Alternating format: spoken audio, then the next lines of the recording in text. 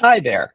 So this is Ira Winkler here with our CruiseCon video series, and basically, this time we're talking to James McQuiggan, who's going to be talking about deep fakes at CruiseCon West. And so, anyway, we're here to learn about deep fakes. Hi, James. How are you today? Hi, Ira. I'm doing really well. Excited to be here and looking forward to October. Well, so am I. But anyway, so give us an overview because I could interview you on so many different topics on deepfakes and everything like that. You, however, have been doing deepfake talks for a while, and you have been evolving this talk over years now because you've been following it and are at the state of the art. So I guess starting with that, what do you think? Like, where are we with state of the art at this point? Yeah, I mean, state of the art and easy to get to is kind of the perspective that I have with it. Because years ago, you think back 2016, you had Jordan Peele doing the Obama one and the Morgan Freeman one.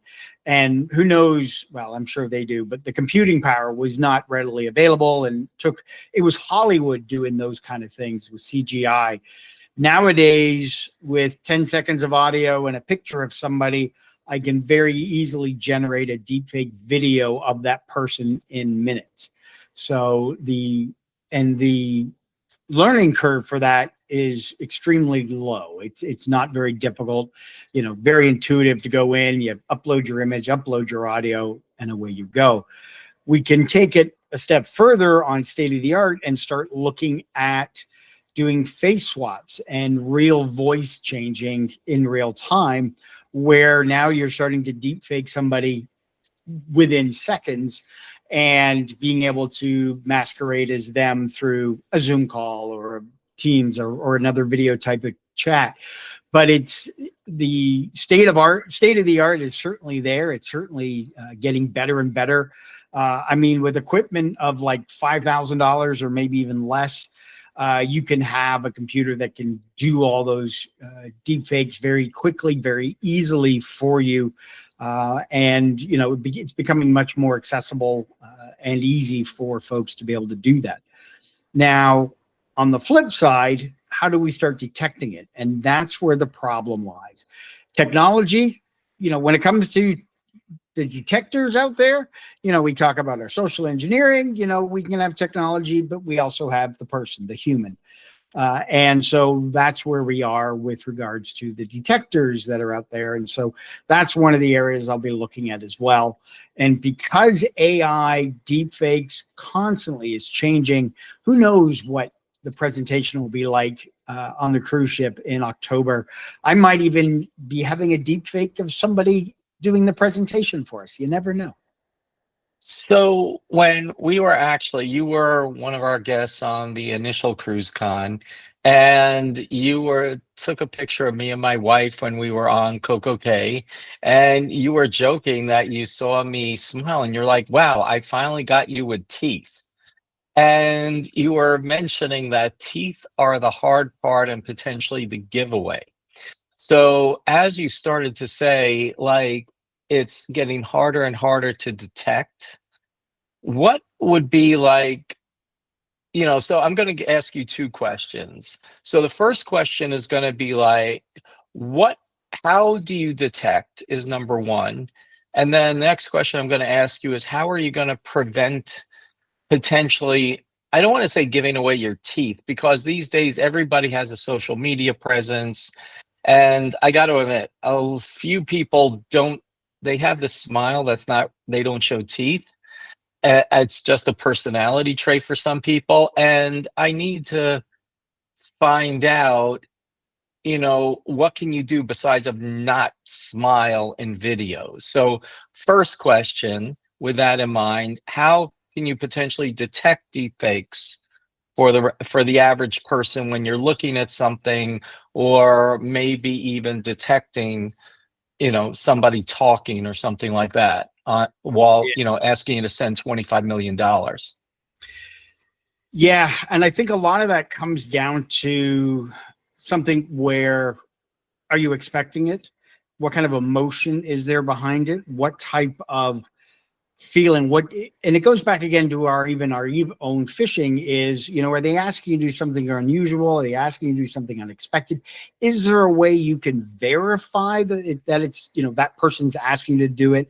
If you've jumped on a FaceTime call or on a Zoom call or something and you're seeing that, yes. And looking at teeth, because when deepfakes are made, when there's no teeth there, when the person's just a smile, it's got to generate that. But when the actual information, that data of what the teeth looks like there, it makes it a lot easier. And so that's something you can look at. You can be looking at how the head's moving. You can be looking at the lips, looking at teeth.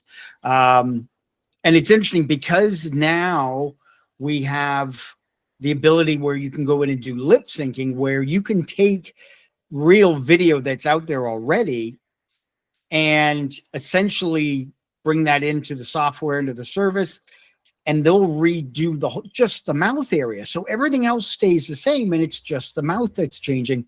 And it could be used for something of misinformation or a disinformation campaign.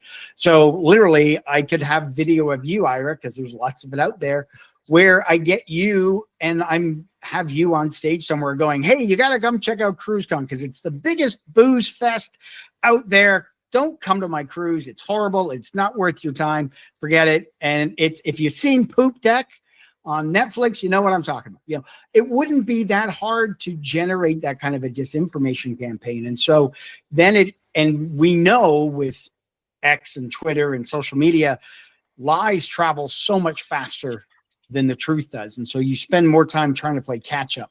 And it's going to be used for those type of campaigns. And it's important that us as society, as humans, as people, that when we see the videos, we can't just take it at face value. We have to have a little skepticism and see if there's a secondary source, see if there's another way to verify it. Otherwise, we're going to be believing, everything we see along with everything we hear.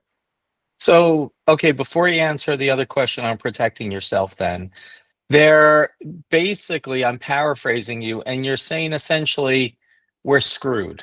We have to rely upon human intelligence to consider context, some of the fine points. I mean, I heard, for example, like you mentioned teeth. I heard hands are a good potential thing as well to look for, where it's hard to get hands right.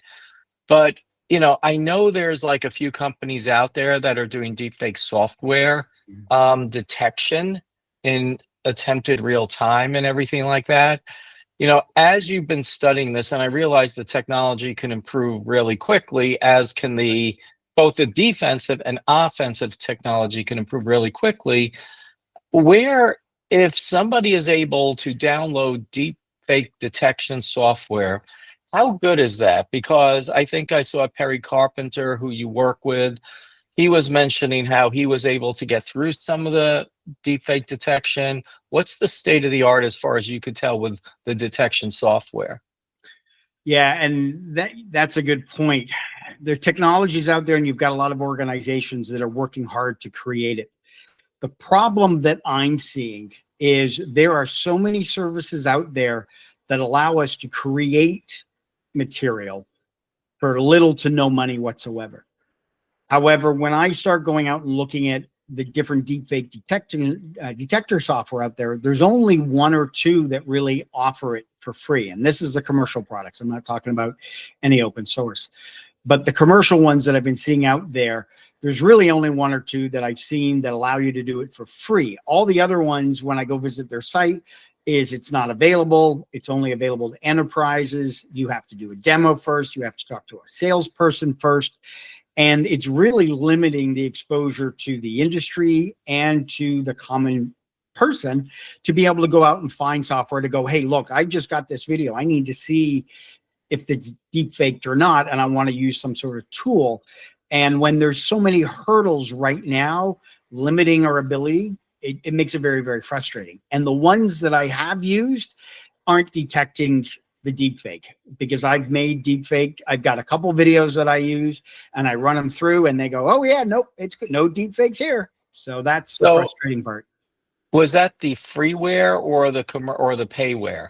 Um, That was the trialware that I found that out there. So it was, you can buy it, you get it free for a little while, and then you got to pay for it, and so you just cancel. But yeah, that's what I've been running into. The mhm. other ones are just, hey, come talk to our person. It's like, no, just let me try it and let me see, and then but that's their business model. So, and this is pretty much off the shelf stuff. So, I'm gathering, frankly, that if you have professionals who are out there doing it, because frankly, it baffles me. We have, I think the company was ARUP in England that was, or it's a worldwide consulting organization, and they were hit with the, deep fake Right. for $25 million. Yep. I met the CISO, and ironically, we are going to have CruiseCon Europe, and that CISO will be talking about this. Um, so that I'm looking forward to that, because fundamentally, I don't blame them for being hit by it, because they were the first organization out there. And at some point, you got to stop and say, being in this industry for a while, you know, hats off. Not in a good way, but you got to give the bad guy credit for acknowledging that they did something for the first time. And, now people have to have a heads up. Yep.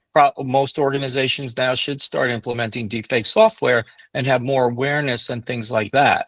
Yep. So as we're approaching the standard time limit, let me get back to the other question, because this is probably the most important.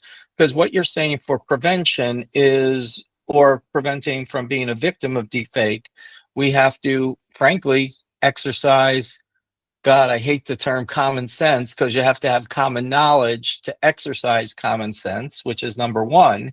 And also, I've fallen for things myself, whether it's in the morning or whatever. So it's hard, but we just have to start looking at video and voice in the same way that we look at an email message now, is what you're saying. But how can we prevent ourselves to the best that we can from not being the subject of a deep fake going forward? I think a lot of it comes down to is the issue of we don't know what we don't know. And we have to get more people to know, not just, oh yeah, there's deep fakes, but it's going to happen to the common person. We're seeing it in organizations. We're seeing it in art galleries, smaller businesses. So it comes down to getting more and more awareness out there, more people talking about it, more examples of what it looks like out there. Because years ago, if you were walking down the street in New York City and somebody came up with a trench coat and opened up and said, you want to buy a Rolex or a Louis Vuitton bag? We know it's a knockoff, because we've learned that. And again, we're now on this precipice with this new state-of-the-art technology and capabilities that we've got to get the education, got to get people aware, make them understand what's going on, how it works, what to look for, at least on certain things, and be able to question it. So from what I'm hearing, I'm not hearing anything better than try to hide your teeth to be fall victim. And Yeah, again, hide your exercise. teeth. And which for some people, it's not really Yeah, practical for the yeah, most part, but you just have to accept that, much like if you use a credit card, you might be the victim of credit card fraud in the future. yeah. And we just have to Risk. pay attention to that. Yep. We have literally seconds. Are there anything you want to say? I will just say thank you, but is there anything else you want to say in closing this off? Looking forward to being on CruiseCon West. Looking forward to doing this presentation, sharing all the insights with everybody, and networking with everybody, because that's one of my favorite parts of CruiseCon. Yeah, the networking was the key. I mean, it's a family. I keep saying that. Bring your family and make a family while you're there too. There you go. So, okay. Well, thanks so much. Thanks, Ira.